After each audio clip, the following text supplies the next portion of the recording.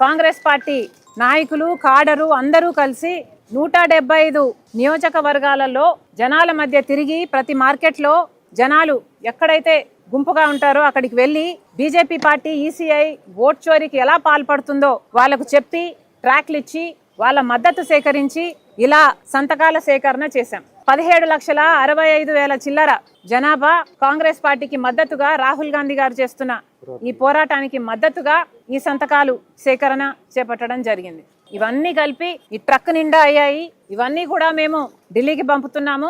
ఈ నవంబర్ చివరిన రామ్లీలా మైదాన్లో ఒక సభలో అన్ని రాష్ట్రాలకు చెందిన సంతకాల సేకరణ అక్కడ సేకరించడం జరుగుతుంది. దాని తర్వాత అవన్నీ కూడా ప్రెసిడెంట్ ఆఫ్ ఇండియాకి ఇవ్వడం జరుగుతుంది. ఈ పోరాటం ఆగదు. ఈ పోరాటం కానీ ప్రజలకు సంబంధించిన ఏ పోరాటమైనా రాహుల్ గాంధీ గారి నాయకత్వంలో కాంగ్రెస్ పార్టీ చేస్తూనే ఉంటుంది అని మరొక్కసారి దేశ ప్రజలకు రాష్ట్ర ప్రజలకు విన్నవించుకుంటున్నాం.